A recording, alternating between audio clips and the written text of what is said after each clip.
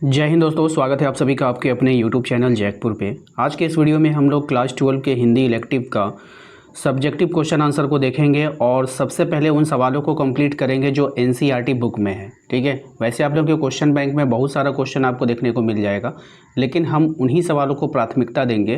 पहले उन्हीं सवालों को करेंगे जो आपके NCERT बुक में दर्ज है। तो चलिए शुरू करते हैं। आशा करते हैं कि आप लोगों को आज का ये वीडियो पसंद आएगा। वीडियो को लाइक कर दीजिएगा, चैनल पे पहली बार आए हैं सब्सक्राइब कर लीजिएगा परीक्षा की तैयारी हेतु। सबसे पहले जो कविता का परिचय होता है, आप लोग बोलते हो कि पाठ के बारे में थोड़ी बहुत जानकारी होनी चाहिए, तो ये आप कविता का परिचय जो है इसको आप ध्यान से देख सकते हो। ठीक है, कि कविता क्या है, किसने लिखा है, ठीक है, इसके बारे में थोड़ी बहुत जानकारी आपको होनी चाहिए। उसके बाद क्वेश्चन आंसर पढ़ने में आपको अच्छा लगेगा। यहाँ पे देखेंगे, कह रहे हैं कि जनशंकर प्रसाद का जन्म काशी के सुप्रसिद्ध परिवार शुघ्निशाहू के घर में हुआ था। ठीक है, उनकी शिक्षा 8वीं तक हुई, परंतु उन्होंने स्वाध्याय के बल पर संस्कृत, पाली, उर्दू और अंग्रेजी भाषा का ज्ञान प्राप्त किया, यानी खुद स्वाध्ययन किया, सेल्फ स्टडी किया। वे बहुमुखी प्रतिभा के धनी थे। वह इतिहास, पुराण, धर्मशास्त्र, दर्शन आदि विषयों के जानकार और प्रखंड विद्वान थे। प्रसाद जी ने अपना आरंभिक लेखन ब्रजभाषा में किया, बाद में वे हिंदी में लिखने लगे।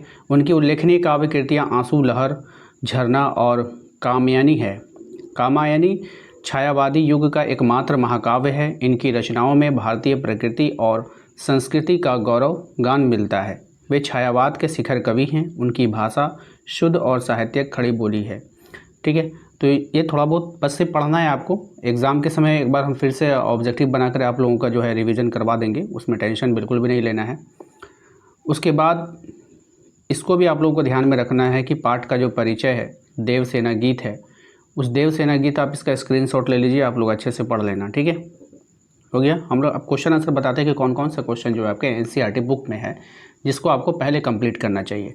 सबसे पहला सवाल जो आप देख रहे हैं, मैंने भ्रमवश जीवन संचित मधुक्रियों की भीख लुटाई, पंक्ति का भाव स्पष्ट करना। ये सवाल आपके NCERT के सबसे पहला सवाल है। ठीक है, तो ध्यान में रखिएगा। देवसेना स्कंदगुप्त से प्रेम करती थी तथा उसे पाना चाहती थी, परंतु स्कंदगुप्त देवसेना की ओर आकृष्ट ना हो सका। तब वह विजय को पाने के लिए ललायित था।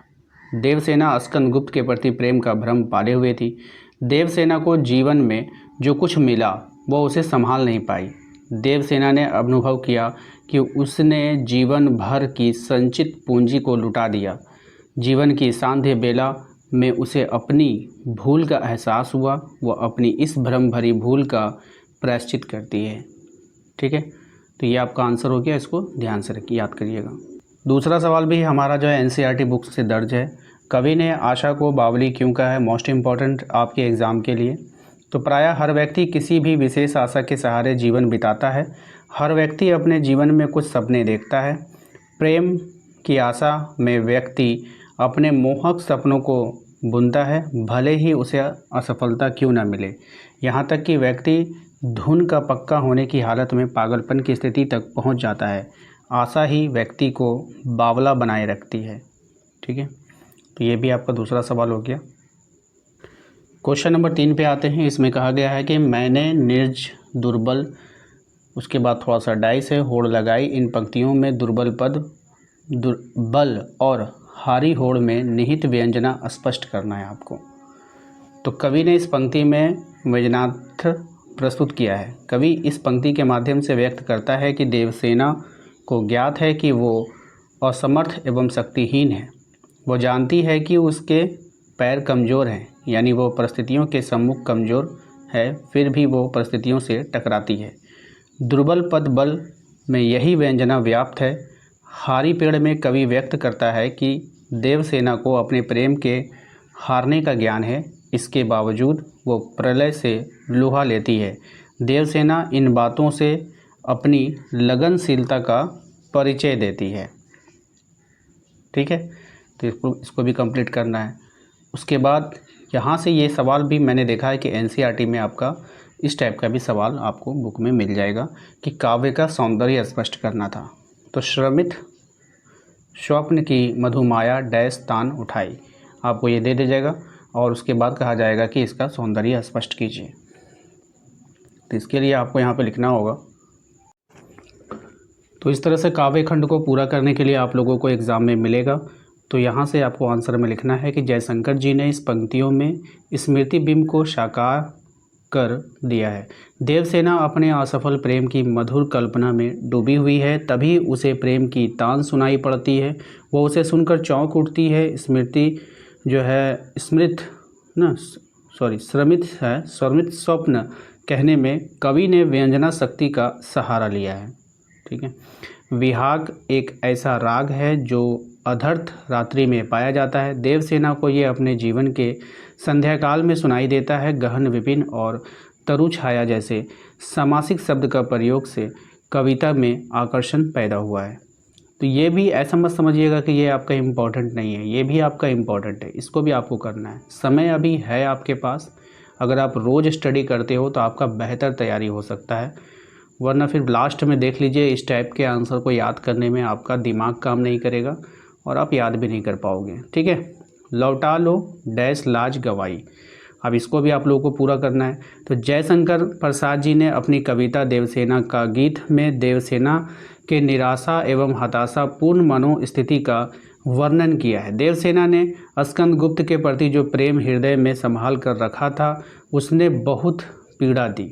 अब वह वेदना के कारण उस प्रेम को संभाल कर रखने में स्वयं को असमर्थ पाती है, अतः वह अपनी धरोहर को स्कंदगुप्त को वापस लौटा देना चाहती है। उसकी यह वेदना कविता के करुणा हाहा खाती में उभर कर परिलक्षित हुई है। देवसेना कहती है कि उसने स्कंदगुप्त के प्रेम को संभालते संभालते अपने मन की लज्जा तक को गवा दिया। हाँ, ठीक है, में पुनरुक्ति प्रकाश अलंकार है। तो ये आपको कभी कभी ऑब्जेक्टिव में भी पूछता है कि हाँ में कौन सा जो है अलंकार है। तो इस सब अगर आप क्वेश्चन आंसर याद करोगे तो आपको याद रहेगा। उसके बाद नेक्स्ट सवाल है जो आपका आखिरी सवाल है आपके बुक का इस चैप्टर का, कि देवसेना की हार या निराशा के पीछे जो है क्या कारण था। तो देवसेना की हार या निराशा के पीछे अनेक कारण रहे हैं, जैसे हुनों का आक्रमण में देवसेना के भाई व परिवार के अन्य सभी सदस्यों का वीरगति को प्राप्त हो जाना, पूरे परिवार में वह अकेली ही बची थी। वह अपने भाई के स्वप्न को साकार होते देखना चाहती थी, लेकिन वह चाहकर भी कोई विशेष प्रयत्न नहीं कर पाई। देवसेना स्कंदगुप्त से प्रेम करती थी, जबकि स्कंदगुप्त स्वयं धनकुबेर की पुत्री विजया पर आसक्त था। इस तरह देवसेना को प्रेम में भी असफलता ही हाथ लगी। देवसेना स्वयं को उपेक्षित जानकर निराशा से भर उठी। देवसेना को वृद्ध पर्णदत्त के आश्रम में गीत गाकर भिक्षा तक मांगने को विवश होना पड़ा। ठीक है, तो ये इसका इम्पोर्टेंट सवाल जवाब था। 5 सवाल आपके NCERT बुक में है, 5 को मैंने आपको दिखा दिया। इसके अलावा बहुत सारे सवाल हैं आपके क्वेश्चन बैंक में, लेकिन सबको पहले नहीं करना है। आपको पहले उन सवालों को करना है जो आपके NCERT में है। ठीक है, ताकि आपका कॉन्फिडेंस लेवल हाई हो पाए। बाकी जो सवाल बचे हुए हैं उनको हम एग्ज़ाम के पहले 1-2 महीना पहले कवर करने का कोशिश करेंगे।